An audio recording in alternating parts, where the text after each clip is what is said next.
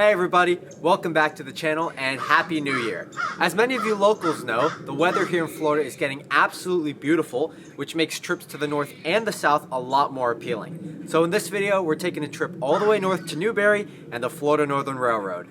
It's just before 6 a.m. on the Sunday after Christmas, and my friend Cooper and I are driving north from Tampa with word that the Florida Northern Railroad would be on duty and planning to run south all 62 miles to Crystal River's Red Level power plant on the Gulf. These guys only run at most twice a month down the line south of Newberry on a completely random schedule, which is why they're so elusive, which by extension makes finding any videos of the operation pretty hard to find. Coming into Newberry just before 0700, the little town would be fast asleep on this chilly morning in December, except for a small diner about a block from the tracks where we'd grab a hearty breakfast before exploring the little town. With a population of just under 5,000, Newberry is a bit of a larger town in this rural and undeveloped region of Florida, still served by the railroad, although not nearly as much as in its heyday. Settled in the early 1880s as a phosphate mining town, Newberry was connected to the rest of the world in 1893 when the Savannah, Florida, and Western Railway built a branch out of their terminal at High Springs down into the community. By 1894, Newberry was incorporated with the arrival of their first post office, joining Alachua County later that same year. Just 5 years later, with the SF&W's line continuing to Archer, the Jacksonville and Southwestern Railroad would build a line of their own to the town, starting in Jacksonville, serving towns like Lake Butler and Alachua on its way south, before ending at a junction in downtown Newberry with the SF&W's main line. By 1904, both lines in Newberry had fallen under the ownership of the Atlantic Coast Line, with tracks east of town connecting to Alachua and west of town to Wilcox, eventually becoming the famous ACL Perry Cutoff. The north-south tracks through town were by far the busiest, as we're about 12 miles from the junction at High Springs, where this main line from Lakeland ends.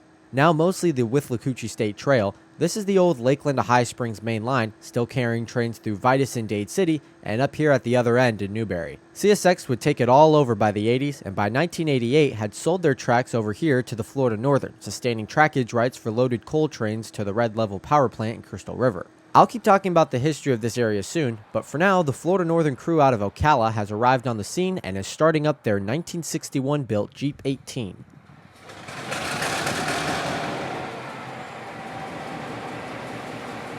Originally built for the Chicago, Rock Island, and Pacific Railroad as number 1353, it would be sold to the Florida West Coast Railroad. Said railroad, called the FWC for short, is a company even I didn't know much about up until recently. With trackage starting west at the Y here in Newberry, the FWC would run west to Trenton and Wilcox, where a branch south to Chiefland would join the main, where a few customers resided. From 1987 to 2004, the little railroad operated with 3 locomotives, one of them being the 1353, which we're looking at right now. The good times, however, would come and go for the FWC, and by 2010, all trackage had officially been abandoned, with the company essentially abolished. At the Newberry Y, just north of downtown, the ACL's Newberry Depot still stands, where the junction with the FWC once existed, now just a thing of the past. Sold to the Florida Central and re-stenciled as FCEN number 59, this locomotive is the only remnant of the once busy Florida West Coast Railroad and tracks to Trenton. Just recently, crews had come and ripped up the little bit of track extending west from the junction, now just a pile of rails and bent spikes. On the High Springs main, today's train would be staged with 19 empty cars ready to be taken south 70 miles to Crystal River by the only Jeep 18 in Florida. At 0820, the crew had talked through their switching here in Newberry and were off northbound towards the Y, where CSX's Brooker sub from Stark ends up with their junction to the Florida Northern.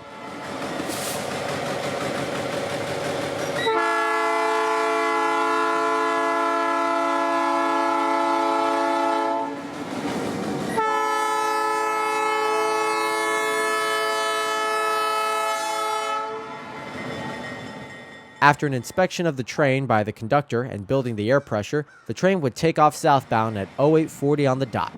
We'd catch them departing here at Newberry, as they'd have to pick up one more empty gondola in the siding before beginning their trip.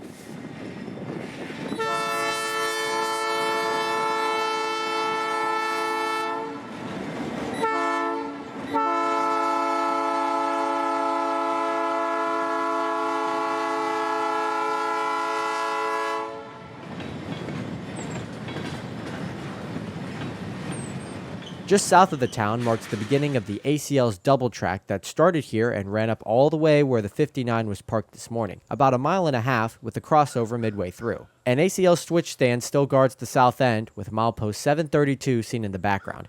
It's probably been about 3 decades since a meet has occurred here, with the siding now being used as the main, as empty coal hoppers sit silently on the main, stored here for the past few years. Now around 9 a.m., the Florida Northern's Crystal River southbound is on its way south for what I believe to be the first time in about a month, with 20 empties for red level.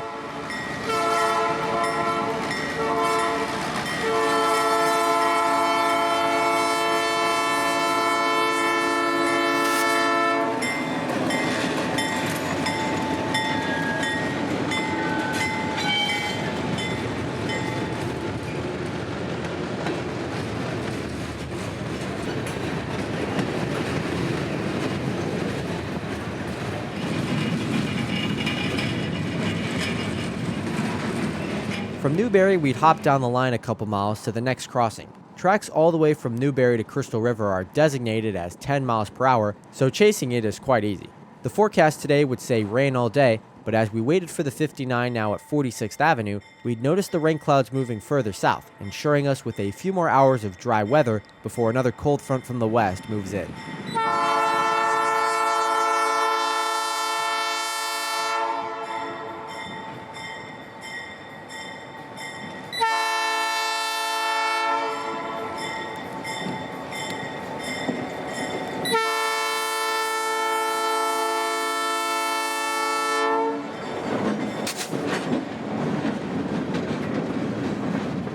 Next spot would be a little inlet on the side of US 41, where an old ACL defect detector still stands, but isn't operational. Stenciled Newberry for the nearby town, the old green and white bungalow was probably built in the early 50s to 60s when priority passenger trains rolled south towards Trilby and Lakeland, and freights carrying freshly mined phosphate barreled north for farming towns all over the U.S. Now the Florida Northern passes on a slow ascent up 3 miles of uphill trackage that brings the line into Archer, another junction town rich in history.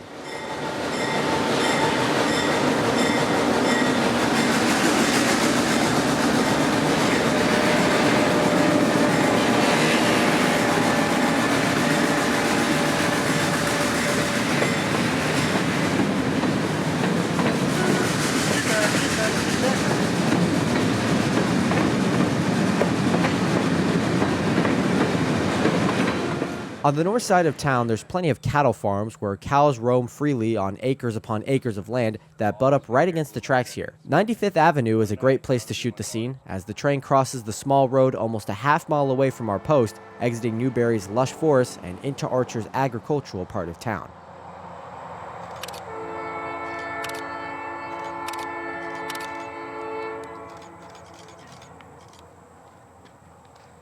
Staring into town on US 41, we would play it safe and set up at our next spot, opting not to stop by the old Seaboard Depot where a junction once existed. About 20 feet from where we're set up now, the Florida Railroad crossed at grade with their 1859 built track from Waldo to Cedar Key. About 3 blocks into town, a branch spurred out from the main line heading south here, built by the Florida Central and Peninsula Railroad in 1891. Routed through Williston, Denellen, and Inverness, paralleling the ACL most of the way, this track used to connect all the way to SAL's main in Brooksville, creating at what one time was a through route to Tampa, now known as the Brooksville Sub. Tracks to Cedar Key have long been abandoned, as Tampa ended up being Florida's west coast port town, courtesy of Henry B. Plant's Tampa Hotel and Railroad, which spurred the town's growth, quickly putting an end to Cedar Key's hopes of taking off. Archer has now a milepost sign, a couple of crossings, and a notable water tower who stands down over its town and the little red engine that runs through it.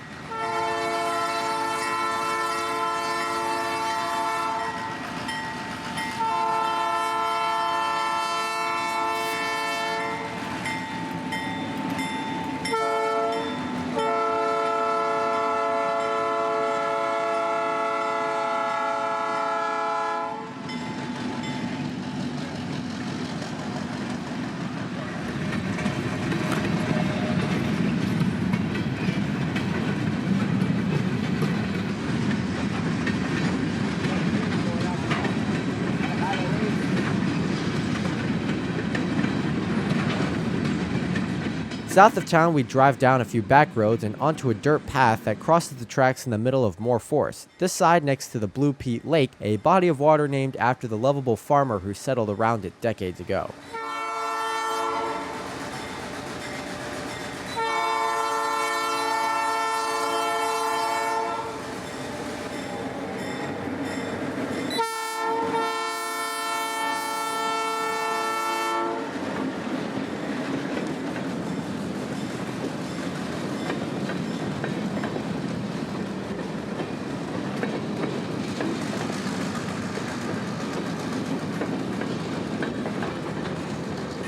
South a few more miles and we're in Raleigh, staring at the train navigating another one of many hills that this line was built upon. There's no crossings in downtown Raleigh because there really isn't a downtown, with a 2020 census population of just 373 locals. Small towns like this usually have one thing in common. No railroad presence in their history means no growth or commerce for that matter. With a handful of churches and storage center addressed for Williston, Raleigh doesn't have much to offer unless you're someone like me who enjoys the lack of traffic on these county backroads.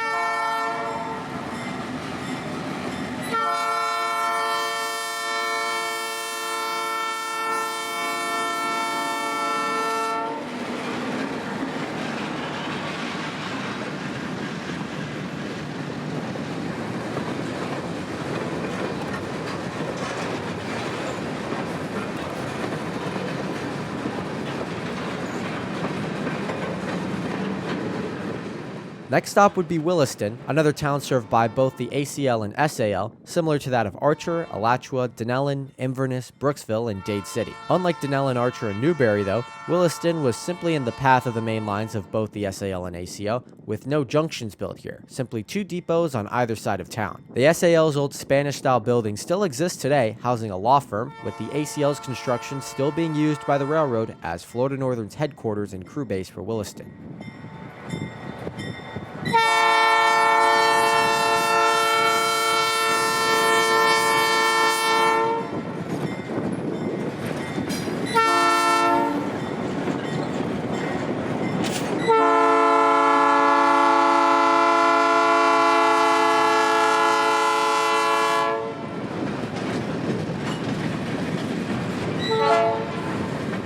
Of note in Williston is U.S. Army number 2007, an EMD SW-8 switcher engine reported under Kirby Farms ownership, or KFRX on the cab.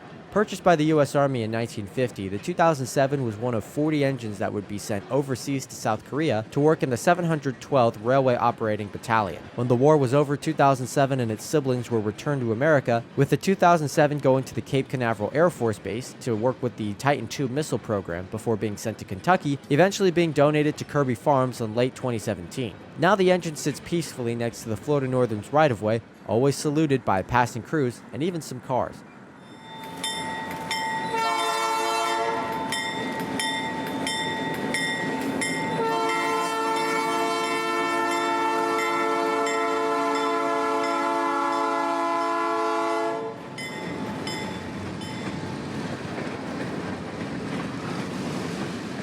With rain clouds starting to move in now, we'd keep heading south, now just beneath the city limits, setting up in a tree tunnel of oak, ivy, and lush ferns on the ground. The greenery would be pierced by our red engine, with a steady engineer at the throttle, keeping his train moving as they once again ascend a solid hill.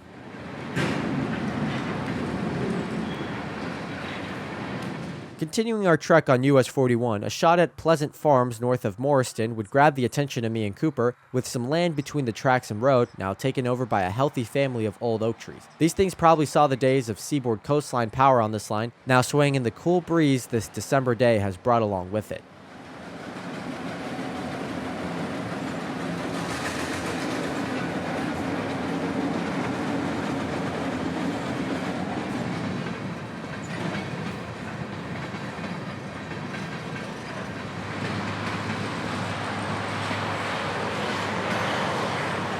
Into town we'd go, now setting up at what might be my favorite shot of the entire chase. At milepost AR 759.6 sits the old ACL's Morriston defect detector. This one standing out from the others on the line as it's still operational, spitting out car lengths, speed, and temperatures on the railroad's road channel.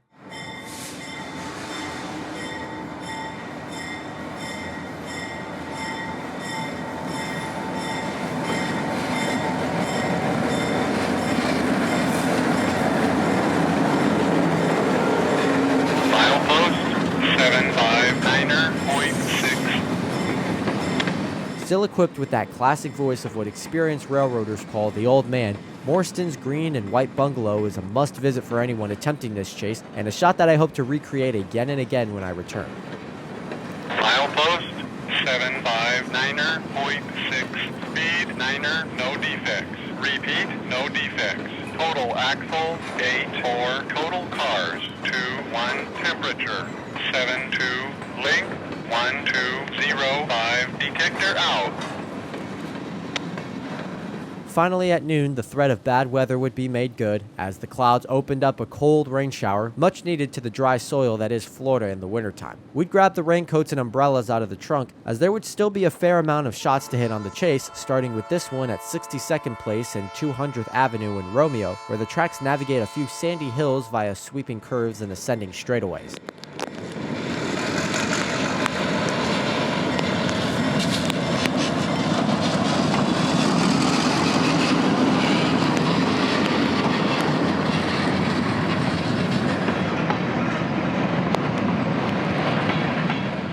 We'd opt to watch from the car at the next spot, jumping out again at Denellan's Highway 328 crossing. I really do love pictures of trains in the rain, but I see why there's no surplus of them. It's one thing to keep your camera dry, but add you and the interior of your friend's car into the equation and you get a no solution answer. Thankfully, water dries pretty naturally on most surfaces.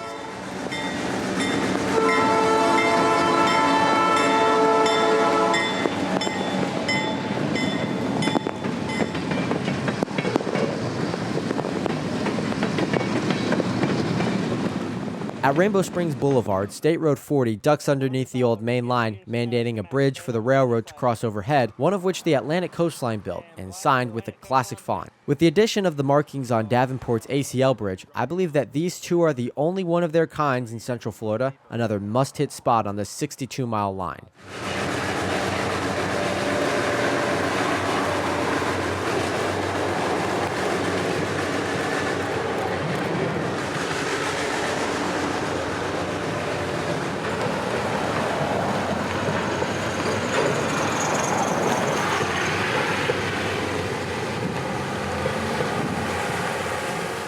Rolling into Denellen, we'd grab our cameras out of the car once again, now parked at the crossing of ACL and the Withlacoochee River. While it doesn't look like much today, Denellen was once a massive railroad town, as it hosted ACL's main, along with junctions with lines to Perry at Chatmere, Ocala at Rainbow Springs, and the Inverness and Lakeland at Gulf Junction. Gulf Junction is now where the Withlacoochee Trail meets the tracks that are still in place as the rails continue southeast towards Homosassa, once the much less used branch built by the Silver Springs, Ocala, and Gulf Railroad in 1988. By the time our train would arrive, sheets of rain would too, pushing us back into the car and south towards Gulf Junction for one last shot.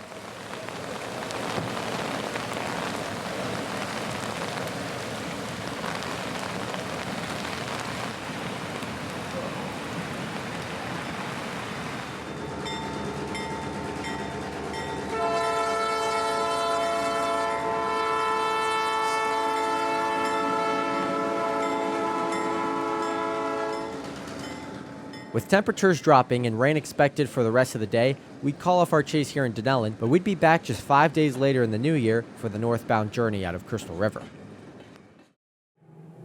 It's now January 2nd, 2025, and we're set up at Crystal River along Powerline Road. With word that today's crew would be going on duty around 0700 in Williston, we'd make the drive north to the power plant pretty early in the morning to make sure we didn't miss anything. Arriving ahead of the crew by about 30 minutes, I'd have more than enough time to put the drone up this morning. This is Duke Energy's Red Level plant in Crystal River, at one time a major customer for CSX and various coal trains to the plant, now the giant landmark that signals the end of the West Coast Sub and the Florida Northern's line. With coal now entering the plant via the Gulf in barges, Red Level now ships out demolition debris from within, as they've recently been downsizing their facility, creating a 10-year contract with the railroad to ship out all of their debris back to Newberry and eventually the main line in CSX. We're already a handful of years into the contract, and not even the workers on the railroad know what will become of this line when time is up. There's rumors that coal service will return via CSX, as the plant has been struggling to receive enough with their use of barge, but that's just a hope. For now, the Florida Northern crew would arrive, starting up their Jeep 18 and beginning the trek back north engines light. Evidently, the 5-day period at the plant wasn't enough to make a worthwhile train of debris, so with CSX planning to interchange later in the day, the crew would bring back their only mode of power back to the base at Newberry. Departing just after 8:40, we'd skip up the tracks a bit, following Powerline Road out from the plant's property. This is by far one of the coolest and notable shots that you can get in Florida, with thousands of watts of electricity flying overhead over a little short line's 10-mile-per-hour trackage.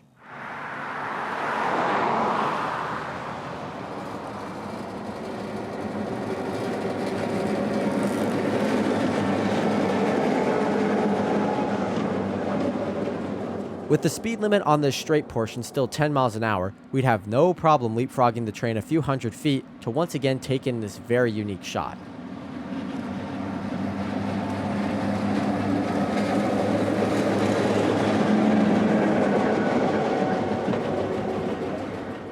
We'd set up for the train again, now on the sunlit side of their first major crossing out of the plant at US 19. The traffic lights here are synced with the railroad crossing, making the unlucky driver stuck at the crossing possibly late for work, as it would take 10 minutes for the lights to turn back green after the train passed.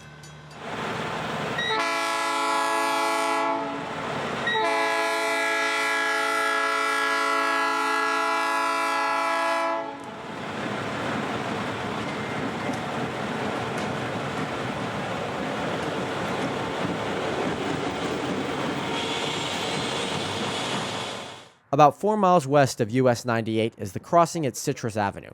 Here's where the tracks to the plant originally connected to the southward main line into downtown Crystal River, terminating in Homosassa. Ripped up sometime in the 1980s, the plant's straight trackage was constructed in the 60s around the same time the plant was initially completed. What at one point was Red Level Junction is now just a northbound curve accompanied by a speed limit sign and a milepost buried in the trackside brush.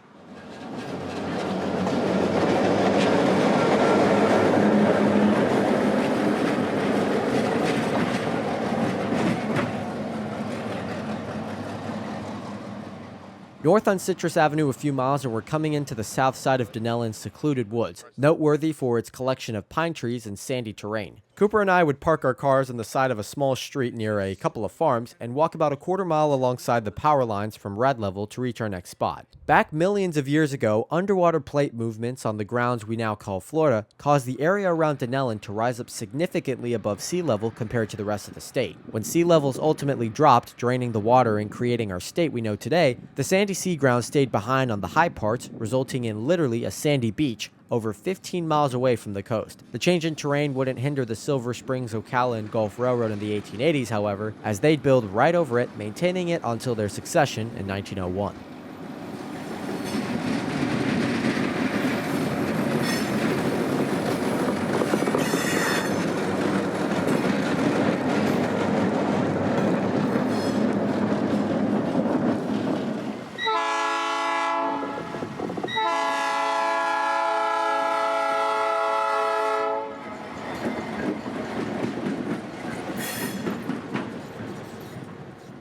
Finally into Dunellin we'd go, now setting up just a few yards north of the bridge over the Withlacoochee at the Atlantic Coastline's 1908 built station. Once hosting Ocala-bound trains from Homosassa and its beautiful springs and Gulf axis, the depot now houses the town's historical society and museum, with nearby murals illustrating Dunellin's heyday, when two Class I railroads battled here for business.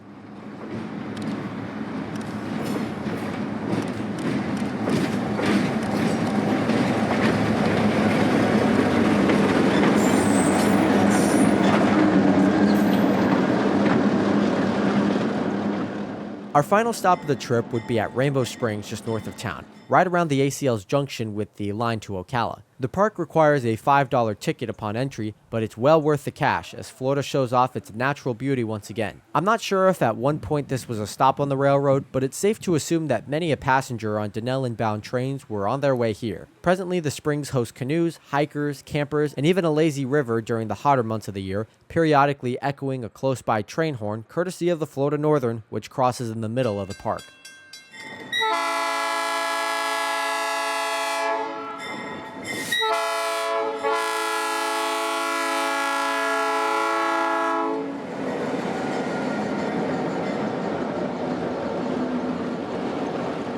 We'd break off the chase here and wander back south towards home. For breakfast, we'd stop in at the Front Porch, a fantastic establishment serving southern cooking for affordable prices. I tried their fried chicken, and it rivals those of Savannah, Atlanta, and honestly anywhere in the South. 20 minutes south by west, and we're now in Crystal River, where another ACL depot stands, now alongside a paved pedestrian trail where the Homosassa-bound main line once stood. The depot here also houses a museum and the town's Lions Club, although it would be very quiet this Thursday morning. At Crystal River, our excursion would end after quite the chase and exploration of this little short line through the heart of rural West Florida. I hope all of you enjoyed this one as much as I enjoyed filming and editing it. But until we meet again somewhere out there trackside, This is Christian from Multicolor Films. End of transmission.